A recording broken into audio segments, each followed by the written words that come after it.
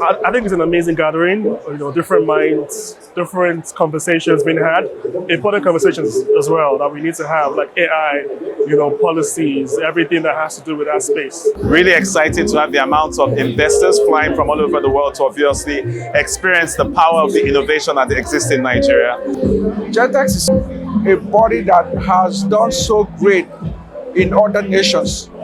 So coming to Nigeria is something that we warmly welcome. And then being here is one of the best ways to scale up the tech ecosystem in Nigeria. Being here is a really great opportunity. There's so many other founders here, investors, customers, that you really get inspired to see what's going on in the Nigerian ecosystem as a whole and Lagos in particular. This is super exciting. I actually thought I went to the wrong venue because I was at a hotel and I saw GITEX signs all over the place. And I saw the energy on the streets. And I came in here and I saw energy again. So I think this is fantastic. This is great to see. Lagos was buzzing with innovation, ideas and ambition as GITEX Nigeria made its debut at the Echo Hotel and Landmark Center, which held its vibrant startup festival, bringing together founders, investors, creatives and policy shapers under one roof. For 2 days, the global GITEX movement planted its flag in Africa's largest innovation hub, spotlighting the future of venture capital, technology, and creative enterprise. Across the stages, conversations dug deep into the real issues shaping Africa's startup ecosystem. So the easiest way to raise venture capital money is actually not to need it.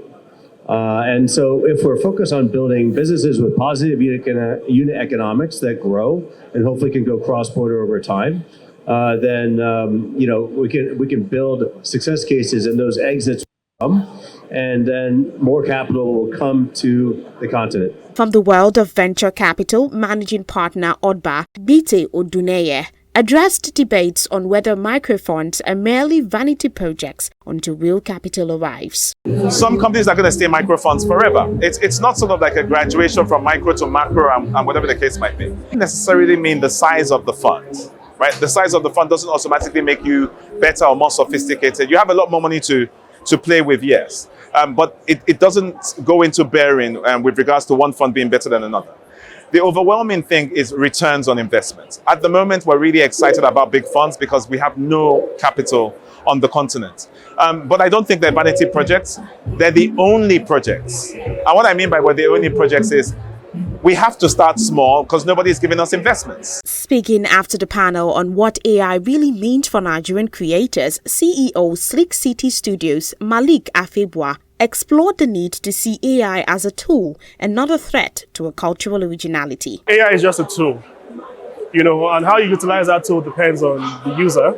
It's not going to replace anything. It's just going to be a co-creator.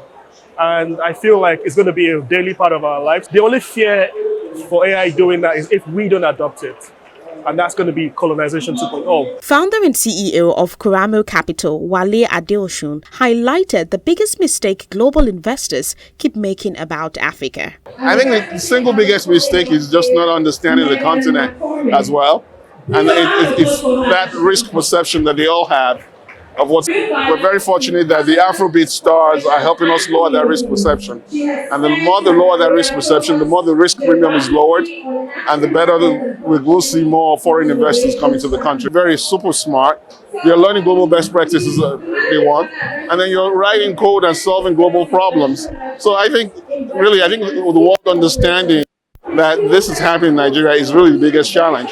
And so it's improving the narrative of Nigeria to be more of a positive one and to showcase all of the growth and the opportunity that's happening on the continent. He also spoke on the possibility of African capital markets being insulated from global shocks. We're part of the world, and so the global shocks will affect us, but it depends on how well we handle global shocks. I think even during COVID, people thought during COVID that we were going to see deaths across Africa like crazy, in Nigeria like crazy. I think we actually handled COVID much better than people think. And I think what we're seeing now with the regimes that we're having, the political stability we're having, the great number of technocrats in power, I think our economy is actually doing much better, and I believe it will withstand global shocks much better going forward. Addressing the rise of blended capital, co-founder of OZE, Megan McCormick, pressed on the significance of blended finance in empowering startups. If we think about blended capital as some traditional risk-based equity capital and then some impact capital, actually almost every dollar of investment in Africa is some form of blended capital, because the major providers of this capital into the banks for debt are DFIs, and most every venture firm has a development finance institute. I think it's important because the return expectations in Africa are there, but the time that it's going to take when you're building not just your solution, but the infrastructure underneath, or not just your team, but the talent pipeline, or hand-holding your customers much more than you have to in a market where they're used to technology. You actually need the patience that can come with blended capital, whether that's impact and traditional capital or debt and equity. On the question of blended finance building resilient founders or simply grant-dependent ones, she had more to say. It depends how it's used. So winning a grant does not validate your business model and doesn't really make it easier on the face to go raise further capital. Getting a grant, though, can be catalytic in that it enables you to get to a point where you can validate your business. So OZE, in the early days, we were completely funded by grants from pitch competitions. And that allowed us to get to a product launched in market before we had to raise $1 of external capital.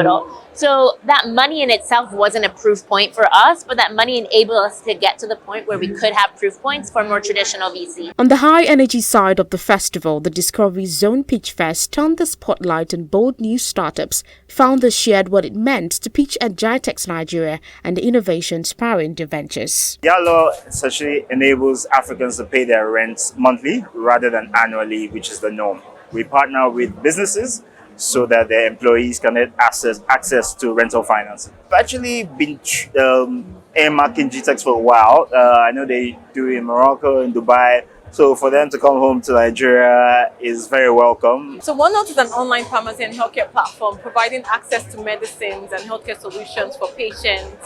And we also work with providers like doctors and health insurance companies. And really what we're solving is last mile access to medication. Not the first time that we've showcased, but I see that it's really, really packed with a lot of people. It just shows that innovation and growth and technologies are scaling and people are recognizing the impact that it does. If you invest in a small business and startup, the opportunity to feed 10,000 families, millions of families. So good to see that we have this in country. Director of Operations VC4A, Bethel Vanfort, shared his opinion on the risk of creating pitch stars instead of sustainable businesses, as well as a red flag that instantly tells him a founder isn't ready. We've seen over the past decade or so, we've definitely seen people who've been, going from conference to conference, talking about their company, but actually not building much back home. And they've been on major media outlets, and people think they're successful, but in reality, there was not much traction created. So I do think that pitch events, they serve a purpose, but you also have to be careful who you select for it. I think over the years, organizations have become better at filtering and putting the right people on stage. Some founders is that they think they know everything, and they also treat their team in a way that they're at the top, and people don't really have a way to influence decision making. They also don't put a lot of senior team members in their management team, so they really just rule the company on their own. And because they don't get a lot of criticism or a lot of feedback on whatever they're building, oftentimes you see that these businesses also don't grow really big. Beyond the panels and pitches, the exhibition floor was alive with energy. Startups and ecosystems players showcased groundbreaking solutions across fintech, AI, fashion, health tech, and more, offering attendees a first-hand look at Africa's next big innovations. From thought-provoking debates to groundbreaking pitches, GITEX Nigeria 2025 made a statement that Africa's startup ecosystem is maturing, daring and ready to play on the global stage. Beginning is always grants, because grants, you don't have to repay them. It's pretty risk-free. And at the same time, it actually allows you to build your prototype quickly. But then you actually, as you're growing, that's where you start, kind of like becoming more confident, and you're willing to actually go and get an investor who is willing to actually put equity capital, which is money that you don't have to repay, but you have to share you. And finally, and for me, it's only when you become really confident, that's when you take loans. So I think that, like, my main advice is really just be very careful. With every financial instrument comes its risks and its rewards, and ask somebody who understands when is the best time to use which one. TechPression TV, Gabriella Michael.